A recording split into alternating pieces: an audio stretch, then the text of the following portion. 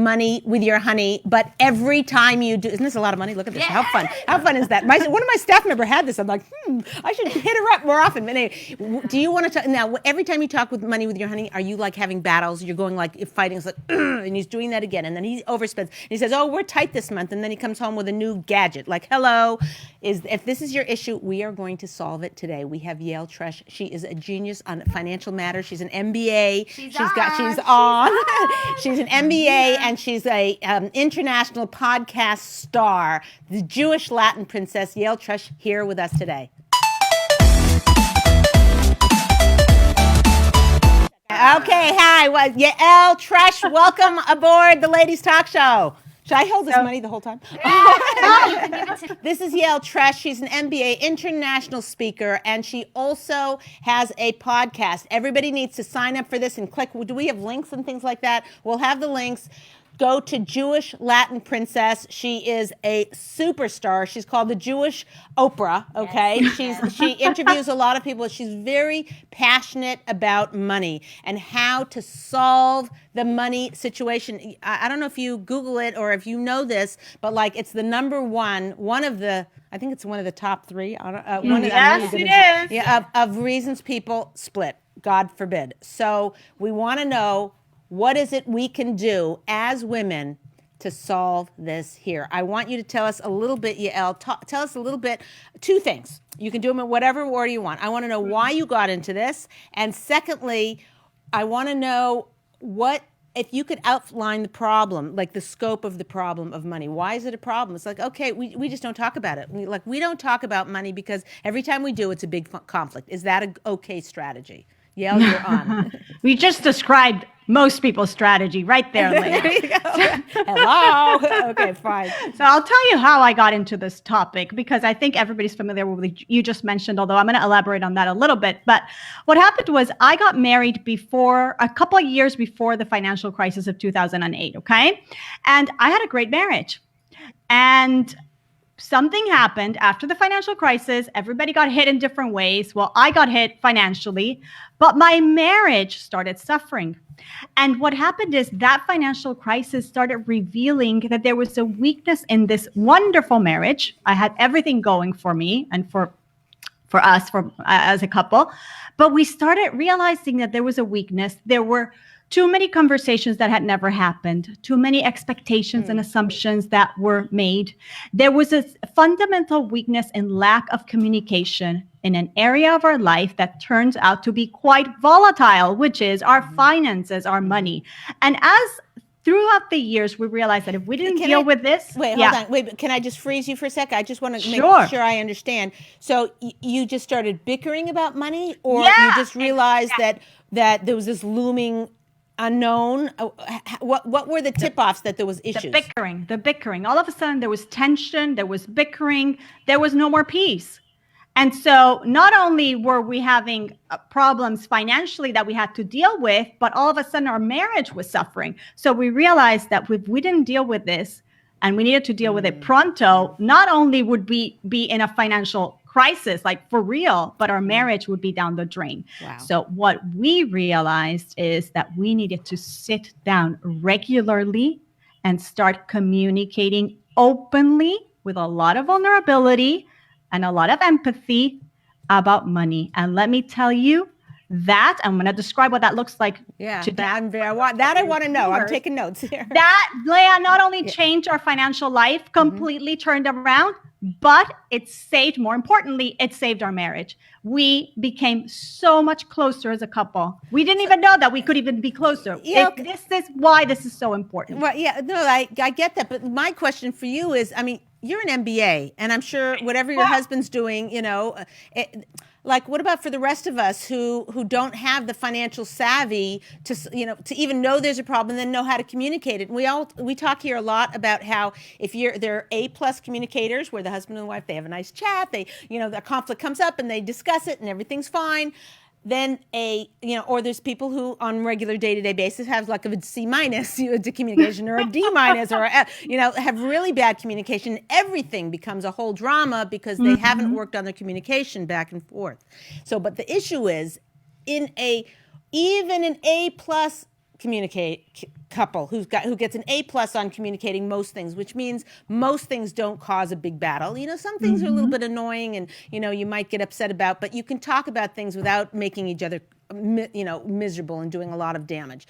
So if people with an A plus, this conversation, it seems like that would be like put them over the top. Like that would be going into crisis mode. So how do you suggest? Can I tell you why? Yeah. Because money is not just about the numbers. Money is not about the numbers. Money is emotional. Money represents all sorts of beliefs that we've acquired over the years, and thought processes and emotions and behaviors, all linked. So it's not about looking at your financial statement. It's not dry. So that's why it's very, very personal. And that's why very often, not only do we not know ourselves when it comes to this area of our lives, because we feel certain stress, certain triggers, but we kind of ignore them. We're like, okay, I'll look at the credit card statement later, right? But we come into this union, this marriage, and he comes with certain thought processes and emotions around money and behaviors. And so do you. And you put them together and you have the perfect setup for explosion. The perfect storm. But here's the question. Perfect storm. Even watching this video, and ladies, I want to hear from you. I would type in questions that you have about money issues, but I just want to hear from you. Even watching this show, isn't it stressful just to even talking about it, right? I mean, how do you get over the you're saying that it's emotions is tied to the finances. It's like it's all kind of, it's hard to separate it out. And then you add another human being with their different way and their different history and their baggage that they have about money. And it's really, like you said, it's a powder keg. So how do you have any advice for all of us listening right now? Yes. To calm everything down and to not, to even come to hear what you have to say without this anxiety. Yes. So I have words of wisdom here to tell you, ladies. First of all, it does not have to be an explosion and a battle. Here's what you're going to do. You're going to open your calendar and you're going to invite your husband on a date. And you're going to set it up to be a fun date, something light, something that you both enjoy. It could be in your living room with blankets. It could be in your favorite coffee shop. It could be at a park. It could be with some wine at home, whatever you both enjoy. And you are going to set up, and this is going to be the first because you're going to do this regularly. And this is going to be your money date. And I'm going to walk you through. Your money date. Money date. You got whoever's taking notes, write that down. Money date. You're going to go on a money date. And this is the time when no kids are allowed. Okay, this is why you hire a babysitter. Okay. This is alone time with your husband. Okay. And this is time where you're going to approach your husband and you're going to communicate about what's bothering you, about how you feel about money and what things make you nervous. And you're going to try to start this conversation as a team. In other words, you're going to leave the blaming out the door and you're going to leave pointing fingers and all that stuff. We're coming here with a lot of empathy. We're coming here ready to get vulnerable because he's going to give back what you put in. What's the goal? I'm hearing the feedback, right? Yeah. I don't know how. Yeah. Do you know how to get rid of this feedback? That phone is making some kind of noise, so it's looping around. Sorry, technical. But how do you? So you're saying this isn't a date to go like have some champagne and have steaks? No, bring the champagne. You're going to need it. You're going to need the champagne. You're saying you're setting up a date with the objective of improving your money communication. What's the objective? Yeah, you're not going to improve it in one date. You're going to start here. This money date needs to become a regular part of your marriage, ladies. This needs to be something that is scheduled on your calendars once a month, twice a month, maybe even once a week. And it's a set time. It's not going to drag till 3 a.m. Nobody can do that, okay? You allocate 30 minutes, 45 minutes, an hour, no more than that, okay? And you're going to start with certain things. I have prompts for everybody to take home and kind of walk you through how to do it. Wait, but you have prompts? What do you mean?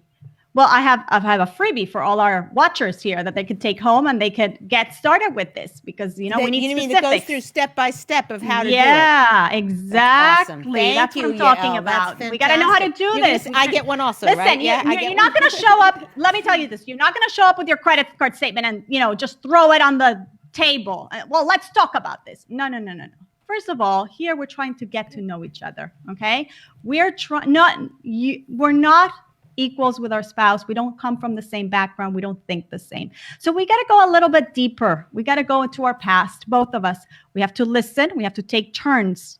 One talks, the other one listens, and then you take turns, okay? That's already a challenge. That's already a challenge, okay? But throughout these money dates, what I'd love for people to see doing is going through your money story. What was your first experience with money as a child? These experiences are very, very telling because we make some decisions there that sometimes are completely irrational, right? But then we behave in a certain ways as an adults because of that, right? What was our upbringing? How did our parents teach us about money, or did they not teach us about money? Was there fighting in the home? Let's look a little bit at where we come from, and then how does that present itself today? How do we behave with money today, etc.? Yes, time out. Go for it. So it sounds like a little bit like money therapy. Mm-hmm. Interesting. But we're not going to get stuck in the past. We got to get out of the past quickly. Okay, we're going to go through the past. We're going to understand that where we come from, both of us, because that's going to bring a lot of empathy. Oh, now I get. Oh, now I get why he's like that. He's not here to be stingy or no, this is some learned behavior, right? That we have to work on and how it shows up in my life today. And only after we've done that, Leah, can we talk about what do we want for the future. Okay, so hold as on. a couple, can I keep time? I'm sorry, but can you give us an example of like what a husband and a wife sat down? One of your students, whatever, they sat down and they have their money issues or whatever. Can you tell us like an example of what kind of past he came from or she came and how it transformed and like that? So I can sort of get a picture of what that would look like. Right. So let's say he's very much a saver and you're very much a spender. And you discover that as you... Guilty? You're hitting some... okay, fine. Okay. Guilty, right? Yeah. So now you know that. And you're not blaming each other. You're not judging. You leave the judgment out. Now that you know that, right? Now you know that when you want to spend on something or when you spend on something that is perhaps out of budget or perhaps a little bit more extravagant than he would like, and he reacts, it's not because he doesn't love you. It's not because he doesn't want you to have those things. It's because perhaps he has certain concerns and you have to talk about it. Well, perhaps he's saving for the kids' college fund or he's saving for certain things. And once you understand that, or vice versa, here we made her the spender, but it doesn't have to be like that, right? Right. Then you can say, oh, 1 minute. Maybe we can put it off for a few weeks. Maybe we can split this expense in two. This I get the value of the communication. I want to just understand the value of knowing where I'm not saying I don't agree with it, but I'm saying the value of understanding where they came from, their history. That is very interesting to me because people are a product of how they grew up and where they grew up and what happened to them and their parents went bankrupt in the middle of their teenage years and how that affected them. Right. So I just want if you can go to that very first step, it sounds like, from your checklist that you're going to give us, the very first step was understanding our history, our past. That's what I want to find out from you. An example of that. I want an example. An example of that. So let me just tell you, the first thing is that we're creating awareness because the example was that we're fighting or we're arguing about money, Leah, here, whether it be because one of you is a spender or the other, whatever it might be. We have a problem whenever it comes to communicating around this area of life. So if we don't know where we come from, we don't know why we're behaving in a certain way. Right. And we want to change that. So let's say that she wants him to be more on board with saving for the future. Right? Okay. Or to be more on board with saving for repairs on the house because she really cares about the house. It's very important to her, right? Right. So if she doesn't know where he's coming from and he doesn't know where she's coming from and why this is important to her today, then they can't get in the same page for him to get on board with what's important for her. You sold me. I bought it. Full stop. I totally bought what you're saying. I want an example for our listeners to understand what that would look like. Can you think of one, Sari? You know what I'm saying? Like, yeah. Okay. I want an example so they can see, just a couple of examples. Like one guy he had this childhood. How would that play out? It's very interesting. I would like an example. Yeah, I'm gonna give you an example. Okay. a personal example. Yeah. I'm going to give you a personal example of what was my earliest money story. Oh, it doesn't have to be you, but but it's fine. This is very telling, okay? Okay. This is something that happened very early on in my childhood. I went on a family trip by myself early on. Long story short, one of my family members decided to buy very, very expensive clothing as a gift. So I came home, a little child, with this very, very expensive wardrobe, okay? And one of my parents reacted and had a huge argument with this family member, okay? Because this other family member expected my parent to pay for the huge wardrobe. So as a 7 or 8-year-old child, what I internalized is I'm not loved enough because my parent won't pay for it, right? And money splits people apart. Okay. Wow. So later on in my marriage, if my husband, who adores me to pieces, and that's no question, right, would say, no, sweetheart, we can't buy this now, all I would hear in my little brain is he doesn't love me. Right? You see? Even though it's completely irrational. And he's not saying no forever. He's saying not right now, right? In a couple of weeks, we'll get you that gift. Or, hey, I just bought you this other gift, right? So this is just a simple example of we don't know where it's coming from. But when we hear no, it's like, oh, he doesn't love me, for example. Fantastic. Got it.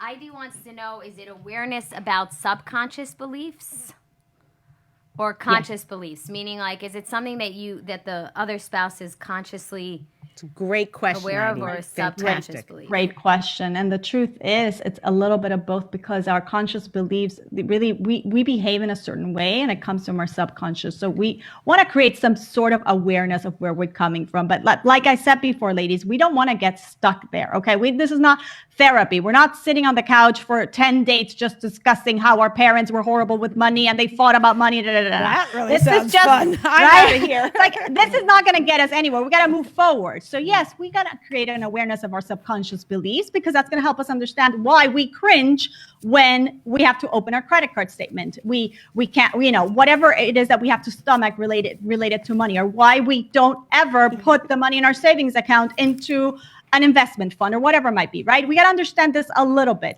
but we got to get past it and get to a point where, So in that conversation, in that first date, money date, right? In that first date, you are, you're only spending like 10 or 15 minutes on talking about where you're coming from, just so that you can have an understanding. You're going to spend a little bit more than that. You're going to spend just one date on that. I see. Okay? I see. But then I want you also to spend a date on the present. What does money mean to you? What does wealth mean to you? Rich people are blank. Poor people are blank. How do I think about money? Is money good? Is money bad? Right? All of these things are going to be very telling. You don't even know that you believe certain things. But if you do kind of like a money Mad Libs, if you kind of very quickly go through some fill in the blanks, you're going to start seeing some things about your belief system and your husband's. And then you could talk about it, say, oh my goodness, look at that. This is how my past is showing up in the present. And now we can say, well, maybe we don't want that. Maybe we could start recreating that. We're now two adults in a relationship, building a future together. So let's make an entire new money story. Let's work on this together. Story. I love that. So you're saying first the first date, you're getting your, and the whole concept, from what I'm understanding what you're saying, there's this clash with money, and it doesn't have to be that way if there's the right communication. And in fact, having the right communication about it can actually bring you closer. This is what you're saying. Yes. So exactly. You walk us through a process of dates, of money dates, that starts with looking at our past, and now you're going to walk us through some of the other steps of what. Can you do that? Walk us through, like, what are the other things that you're accomplishing on this thing? Everyone listening can, and later we'll ask us questions too. Yeah, and ask questions. We keep asking questions, but so you'll walk us through. But the basic thing is, and for people who are Ladies TalkShow fans and come a lot, you have to realize this is in the context. If you have a marriage and you see that money is really you have good marriage and everything's good, but there's 2 or 3 things that are bugaboos. This is stop. impediments to closeness. These are kind of boulders in I the love way. that. So if one of them is money for you, and apparently it's money for a lot of people, then doing this dating money dates is one way to get around it, to learn about each other, to grow it, and to heal all of the suffering that has gone on around this issue. Now, there are some people for whom this will be a crisis issue. They need to schedule a money date tonight. Okay.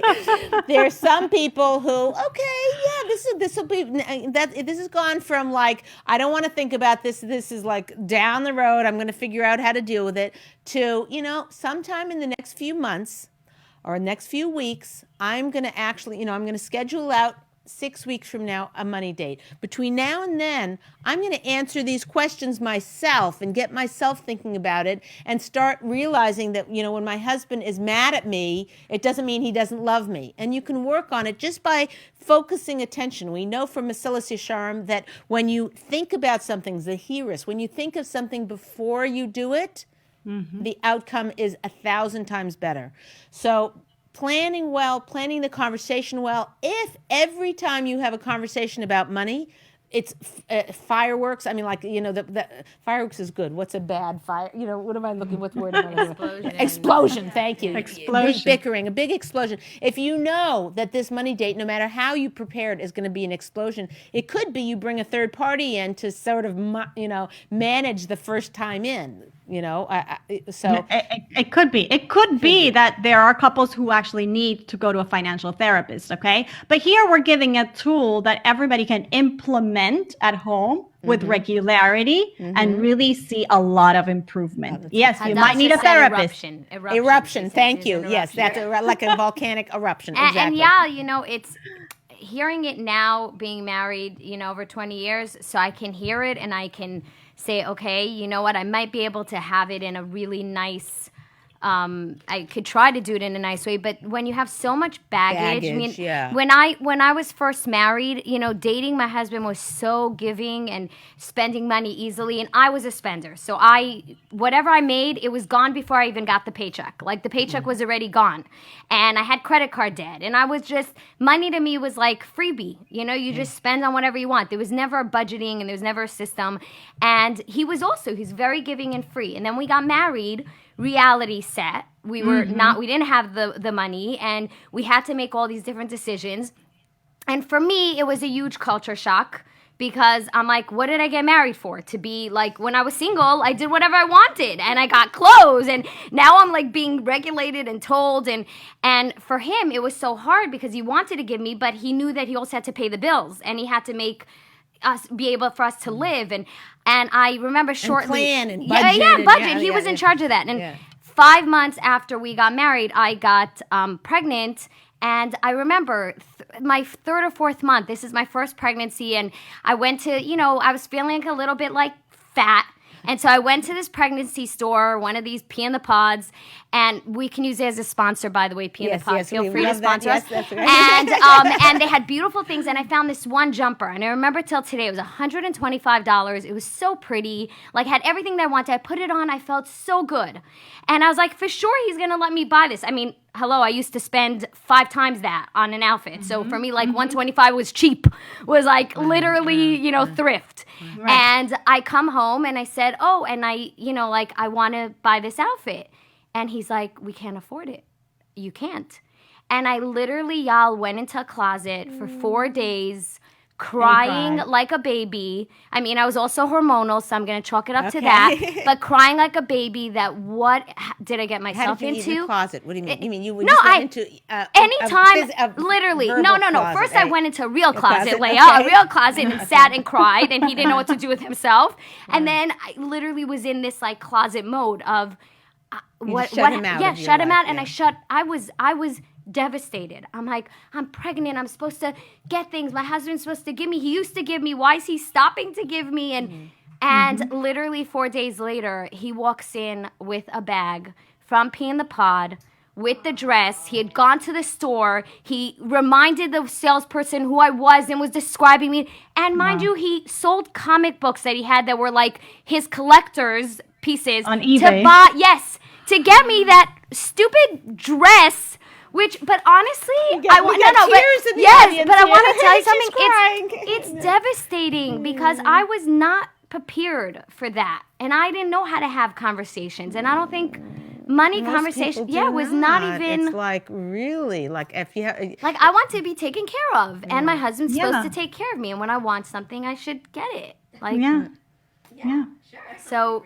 But that's exactly what we have to have them, even though they're difficult. And the more we have them, the easier it gets. The easier it gets. You're not going to go hide yourself in the closet anymore when you yourself are going to realize why you can't have it. He's not going to have to tell you because you're so in sync at this point. When you've done this long enough, Sarit, Okay. you become so in sync with your goals. No, so you're saying you should do it maybe, you're saying do it even before you, is it like a conversation you're having while you're dating, or is it a conversation you're having right when you're married?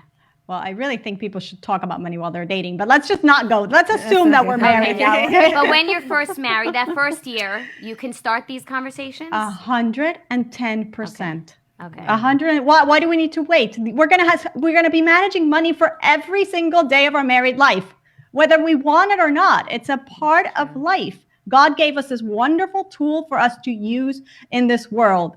And if we don't unite together now, the sooner the better, about how we're going to utilize it as a couple, then we're just going to always be in conflict. And there's nothing more beautiful than to be in sync and know, wow, right now we're preparing for this. We're preparing for the birth of this child, or we're preparing for camp for my older kids, or we're preparing for a donation that is going, people are going to ask us for a certain amount of donation. And isn't it amazing that we can look at the bank account and know that we already have the money for it, whatever it might be, but we're in sync together on those goals that represent what we really believe in. It's awesome. So let me just ask you, because managing, this is, in other words, right now, a wife, let's say she's managing, 6 types of things with her husband. I'm just making up a number, but, she's managing how they communicate. She's managing the fact that he, changed his job and is her new thing. And now now she's making lunches at night instead of the morning.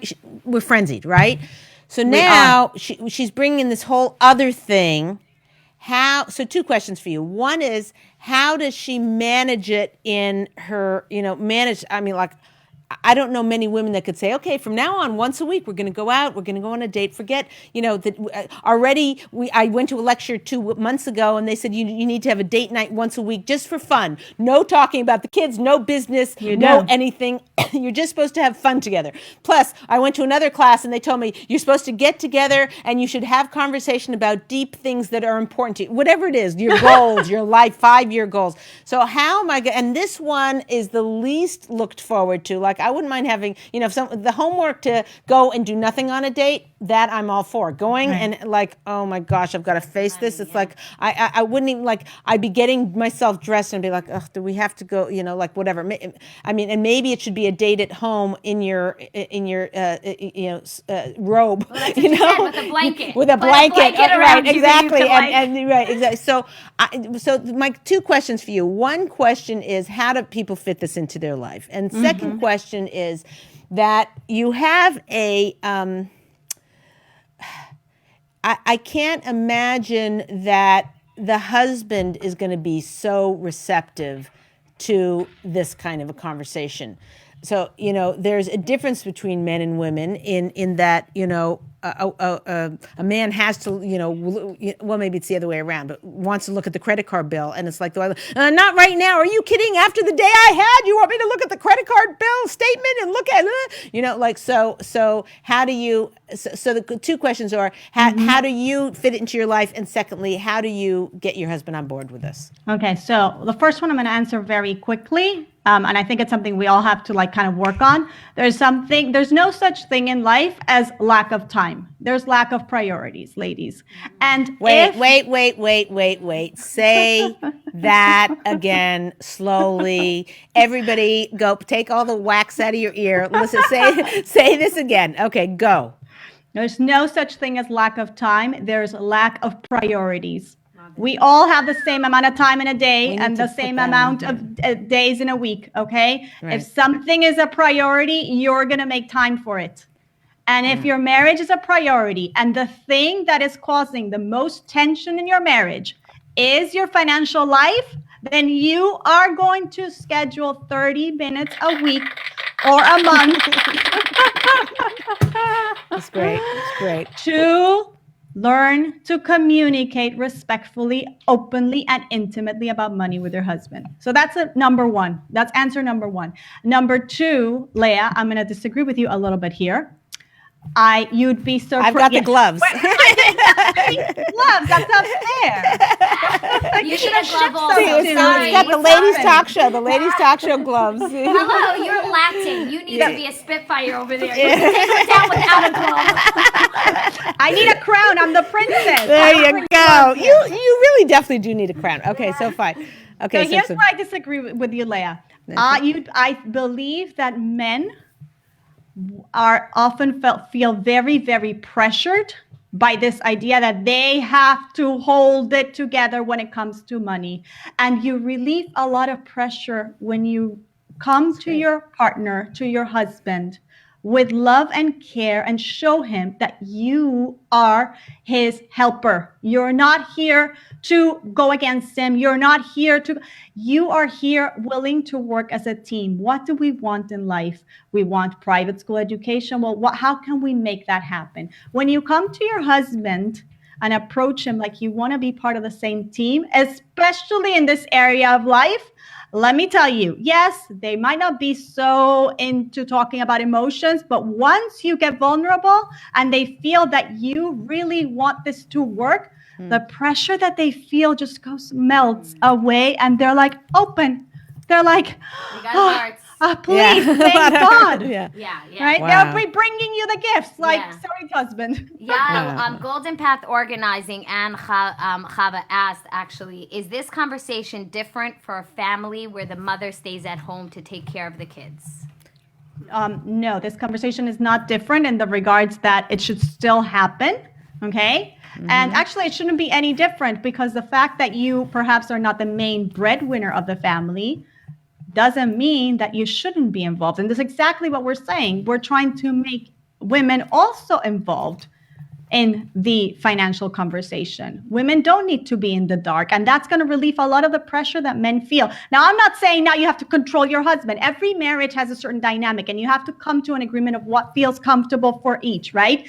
Okay, for some couples, it might be that they want joint bank accounts, for example. Other couples work better with separate bank accounts. You have to fine-tune whatever works for each. But the point is that whether you're a breadwinner in the family, or you're just at home with the kids, or you're the main breadwinner, whatever it might be, you still need to be having these conversations, because you're both responsible for the money. Because even if you're at home, taking care of the kids, you're spending the money. You're making decisions on charity. You're making decisions on whether we're investing or saving, or at the very least spending. You are. So money affects your life directly. It affects both of you. So you got to have those conversations. Yeah, by the way, Eliza said Leah, and I'm not sure to what you were referring to, because it's from before, but she said, yes, Leah reading my mind. So you're reading Eliza's mind. Maybe it was the punching glove. Yeah, that's it. But The punching glove. Golden Path did say it's crazy how finances dictate our minor daily deduction, making as well as major life important decisions like how many kids to have, especially with cost of tuition. I'm sorry, she said decisions, not deduction. So it dictates our minor daily decisions. Basically, so much of our life is based on how much money we have, and it's playing out. Should it? Okay, so here I'm going to, should it? I'm going to talk to you as a woman of faith and a firm believer in my tradition in Judaism. No, it shouldn't. Right. Your ultimate source is God, and we have to build our trust in God, and that should be part of your money dates. Helping each other build that trust, because at the end of the day, the money that you and your husband have, for whether it be the children, for whatever it might be, doesn't come from hubby, it doesn't come from your honey, it doesn't come from his boss or your boss or the stock market. It comes from Hashem, okay?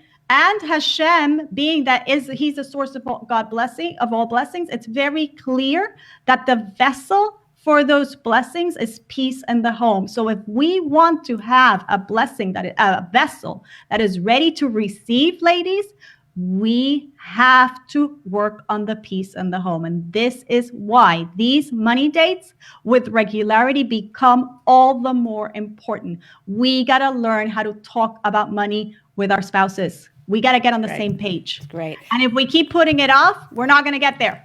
So this is beautiful, and we talk a lot about how if you work on Shalom Bayis in your home, all blessing in everything, whether it's money, whether it's health, whether it's the dishwasher working, whether it's your car not breaking down. When you're working on Shalom Bayis, all of the blessings that you are davening for and praying for and hoping for and wishing for, all of those blessings begin to come into your home. That is a guarantee, not from Leah Richeimer, from God himself. He has guaranteed that, and we have many, many sources saying that. But also, it doesn't mean you're going to have a perfect life. It means that the disasters that might have befallen you for sure will not befall you. So someone, well, wait a minute, I got in a car crash, but you walked away from it, So we can't, these are very hard things to measure, but we know absolutely for sure any effort we put into Shalom Bayis, into peace in our home, will come back to us in this world and the next. I have another question for you. If I could add something to that, yeah. Not only that we're gonna not have a perfect life, but something that we are going to have is a tranquil life. Because when we put our trust in God, we start living with tranquility, no matter what financial crisis is happening around us. Yeah, okay, it's beautiful. Okay, so here's a question unfortunately, I get asked this a lot. I have a lot of women who call me and say, is my husband controlling? He only gives me a certain amount of money for this and a certain amount of that. He checks my phone and sees who I'm texting back and forth to. So these are issues, this is heavy duty, but I'm asking you to address the money part of it, where the husband, a woman just yesterday made an appointment with me, and she has a big issue because her husband is he gives her money when he knows exactly what it's for. So in other words, she doesn't have her own choice about how much money she's giving.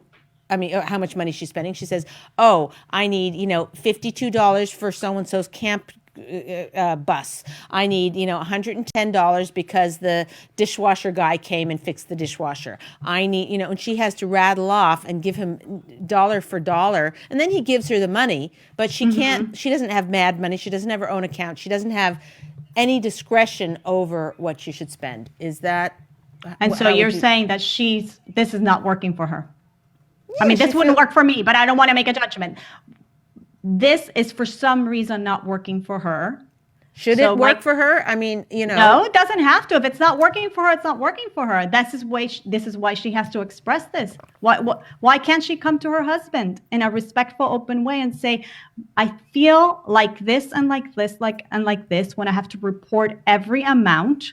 I feel in the dark. Perhaps we could talk about how much money do we actually have? How much do you make? How much do I make? How much does tuition cost? Because my feeling is that if she's not happy with the situation, it's not just about the money, she's completely in the dark. Right. So I'm asking her, why are you in the dark? This is your family. So he won't tell her how much money they have or how much money he makes or how much money is in what bank account. He says, that's my business. That's my job. Mm-hmm. So it could be that in this area they need an objective party. They might need a little bit of help in this area, because it is true that yes, the main responsibility according to the ketubah, the contract that they signed at their wedding, is for him. The marriage contract is for him to support his wife 100%. But that doesn't mean that she is in the dark. If we go back to the Woman of Valor, right? We read this poem every Friday night, and this beautiful poem that is praising the Jewish woman. And you look at this woman is entrepreneurial. She knows, she sets up, tell me that this woman didn't know how to run the money in her home, right? So there's something that's happening here. If he feels that he cannot show her where the money's coming from, how much money is coming in, how much is coming out, etc. There's something, if that transparency is not happening, I'd be a little worried, and perhaps it's time to first try to work on your own on this. But if it's not happening, maybe it's time to bring a third party in to help with that. It's true. Although I would say I don't necessarily know whether it's crucial for her to know every aspect of their finances, unless that's a need of hers. In other Right, words, unless a lot of women could care less as long, okay, I have my $500 to spend on groceries this week or this month or this year or whatever, this is my sort of budget, and if I go over, I'll go a little under, so I think that, I don't know that necessarily, I just want to make sure that anyone who's watching this or listening doesn't feel like, oh, I should now, 'cause you're an MBA, so you have a different eye view on it in terms of business and how it is, and but some women, that's like gobbledygook. Like, my husband's a doctor, but when he starts talking about the gallbladder and how the hormones and the thing in pancreas and whatever, so it may not be everybody's desire or wish. I'm going to challenge that a little bit, Leah. Okay. And that's why we got you on. we're not here to suggest that she has to know every single stock that her money is invested in, or every single fund, or no. But I will challenge this notion that, oh, let him give me the money, and I don't want to deal with it. I don't want to look at it, because for a few reasons. Number one, it puts women in a very, very vulnerable and dangerous position. I worry about women that, God forbid, something happens and they didn't know if they have life insurance, they didn't know how much they had saved, whatever, right? At the end of the day, this puts us in a very, very weak position. And number two, women. What do you mean? Like there's stories. Literally women whose husbands 100%. passed away and they knew nothing.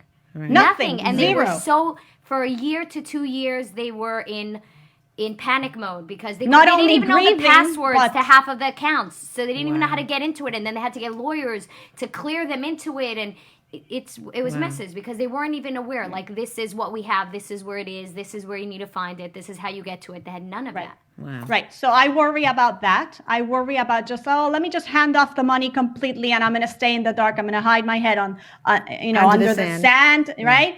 And another reason is that, ladies, we tend to live longer than our husbands. Yes, because we make them miserable. Yes, because we make them miserable. Of course, we're living longer. They're like, we want to go. We want to go. God forbid. Sorry, listen. We might have a beautiful marriage and everything might work out, and you're never, God forbid, put in a vulnerable position where you have to fend on your own and protect your children, whatever it might be, right? But at some point in your life, it is very likely that you're going to have to manage your own money. So why are you not learning to do this from the beginning? And again, going back, I'm not saying that now you have to micromanage you have to find your balance, right? In our marriage, one of us takes care of more of the big picture, the other one of the day-to-day.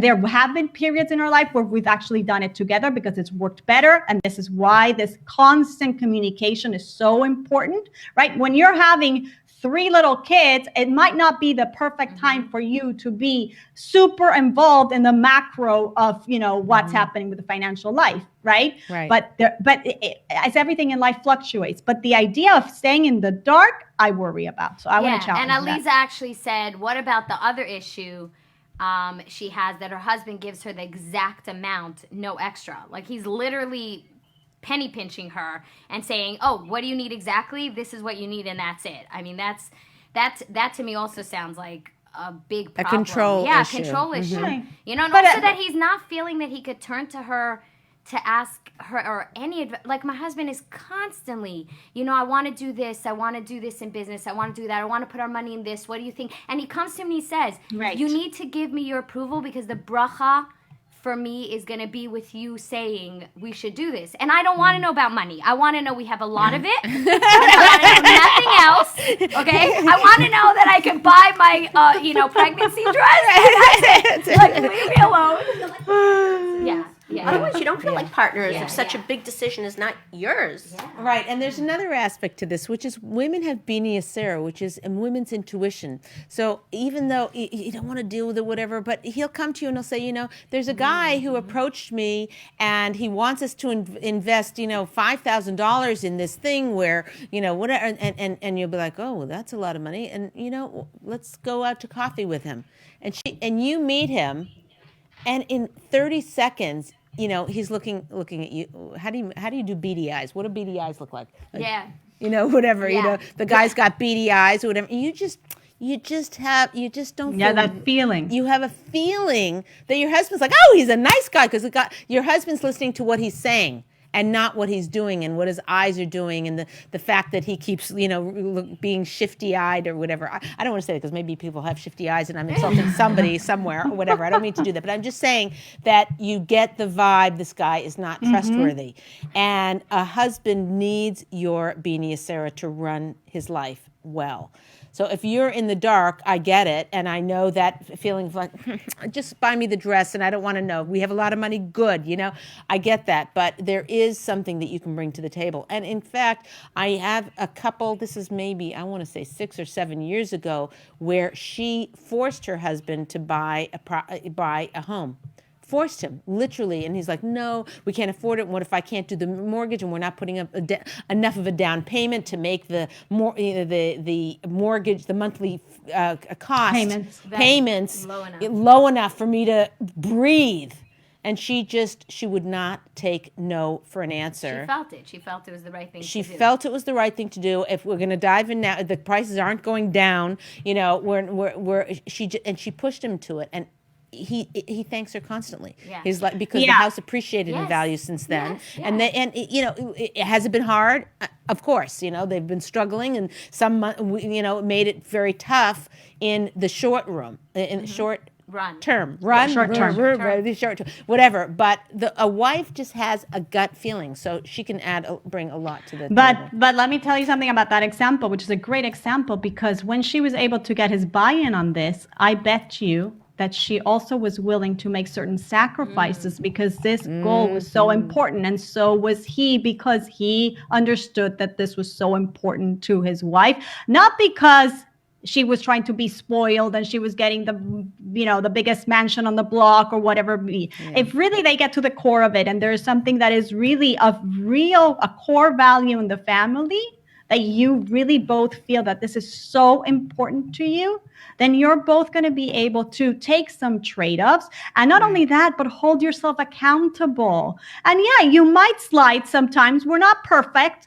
And you might, deviate and make an expense that perhaps you shouldn't have, and he might too. But if you're communicating and you're not attacking each other, you realize, oh my gosh, we messed up this month. Okay, how do we get back on track? That's fantastic. I want to ask you to take a little bit of a change scenery here, and I want you to go in deep on a couple and explain to us how to get out of the middle of a conflict about money.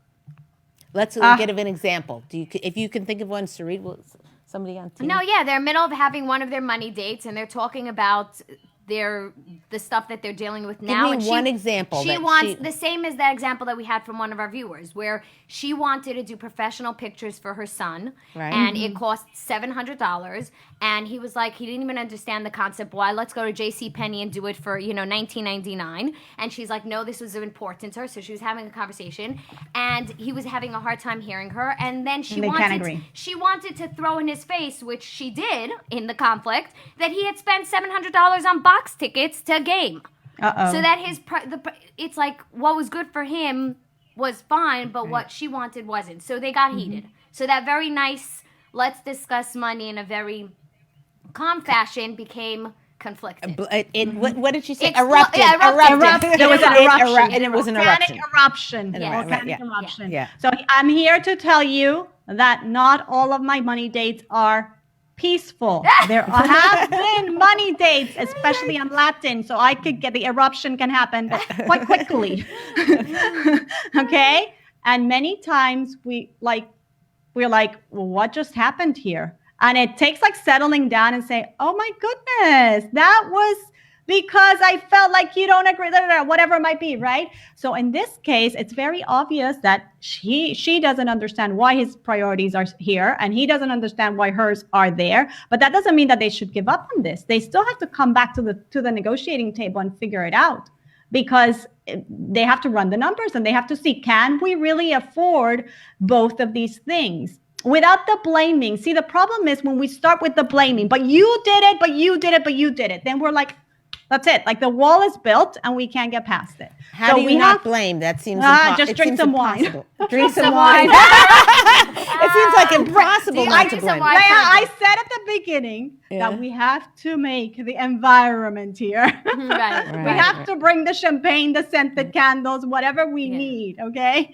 Because it could get heated very, very quickly. The tension could escalate very, very quickly. So we have to use, again, our Bina Yasera to try to make it fun and try to make it amenable for both of us. Do you suggest to stop when it gets heated and to say maybe we need to like redo the date, next week? Is it like we're gonna stop this and we're going to reschedule it and put it on next week's agenda. And that's the best thing to do. Don't let it escalate.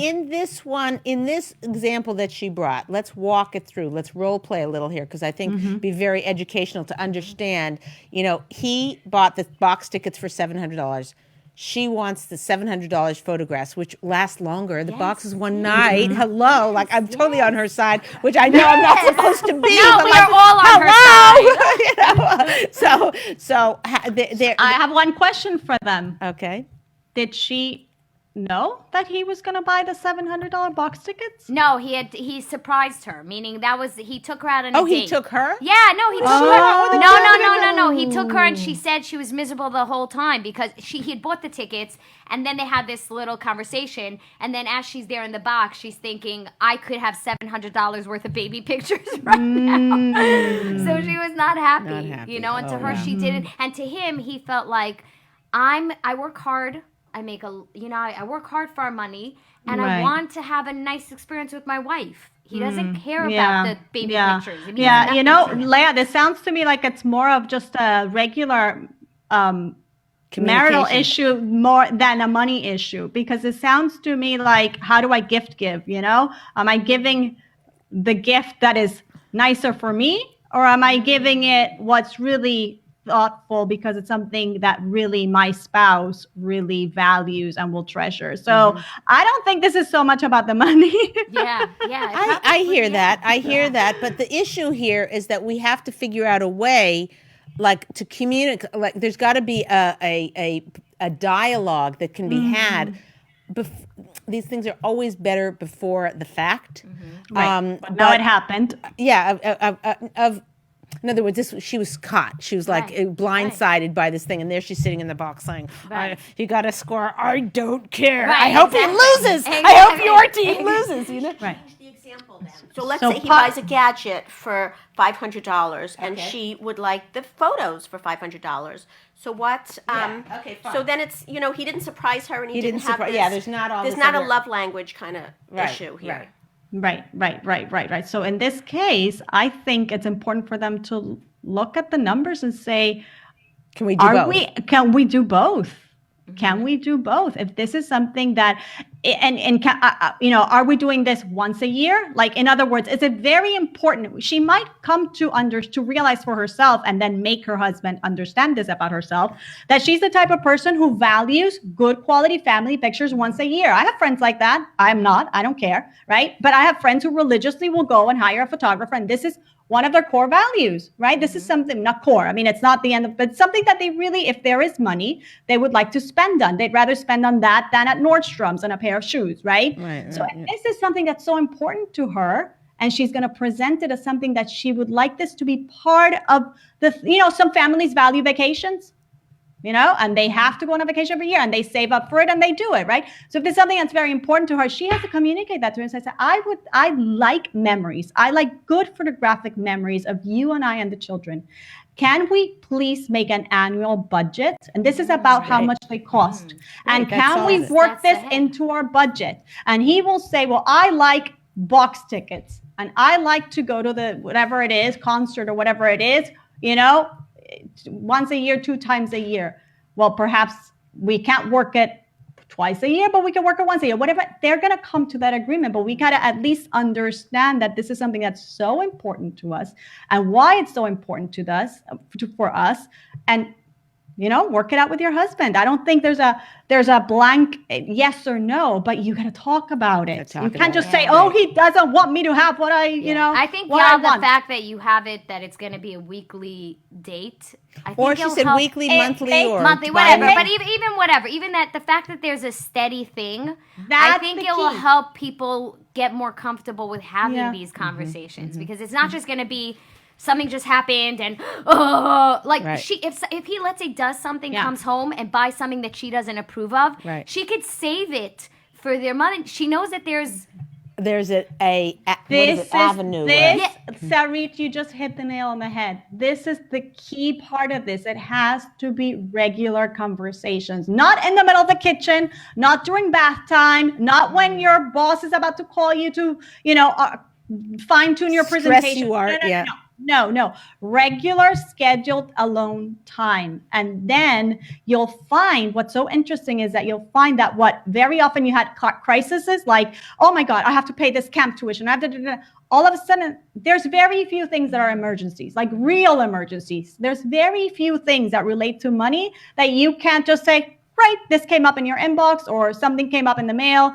Right, let me put it for next month's money. You know what I mean? Like there's very little things that you really have to call up your husband and say, oh my gosh, we have to deal with this now. Okay. Wow. Yeah, Golden Path asks, so how do you differentiate between monetary and marital issues?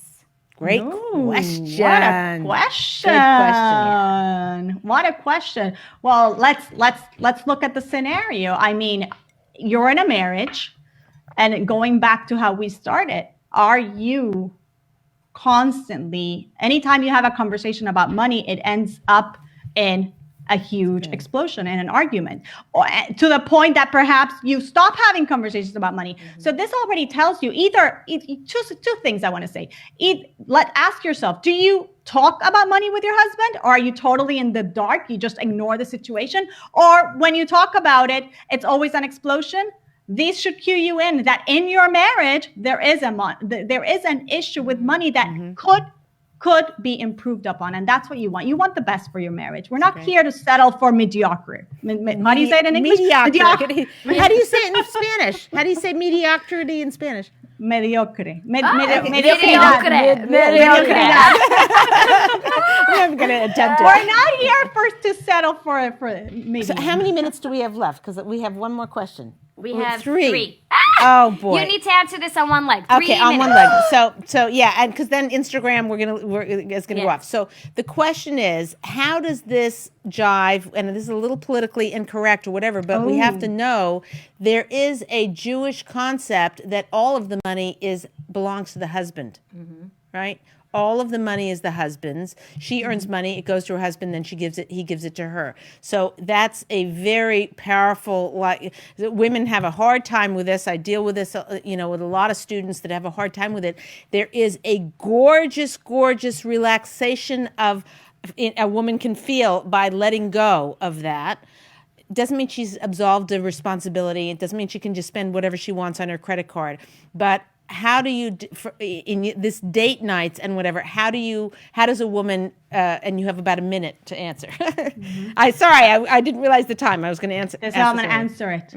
Your husband, who is madly in love with you, who honors you and treasures you and respects you, wants the best for you. So if you're able to build your relationship to a point that you communicate your wants and your needs in a way that he can appreciate it, even though, yes, it might be that he's the one who's responsible for the money, he's going to be on board with helping you achieve your goals, what you want in life, whatever those goals might be, which might be having a lot of guests on Shabbat. It might be having a nice fun to give your children when they get married, whatever they might be, he's going to be on board. But it's on you to make that happen. And if you don't sit and start dating him about this, you're not going to get there. That's fantastic. Wow. How can we get in touch with you, Yael?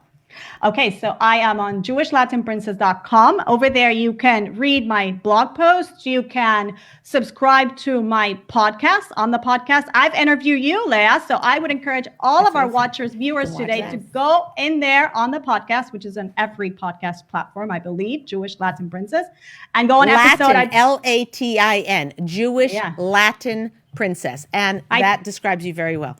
Yes. And I think you were there with me on episode 75. That was a fabulous conversation. But anyways, on that show, you're going to get a lot of practical and spiritual tips on how to live your life on wonderful interviews that I do with wonderful women like Leah and many other Jewish women who have a wealth Yael, of thank you experience. so much for being with us. We love you. We'll see you And next look time. out because we're gonna have the date night Freebie. Yeah, freebie. I'll tell you where. So you know exactly how to do it. Yeah. This is the Leah Yeah. Richeimer. We'll see you next time.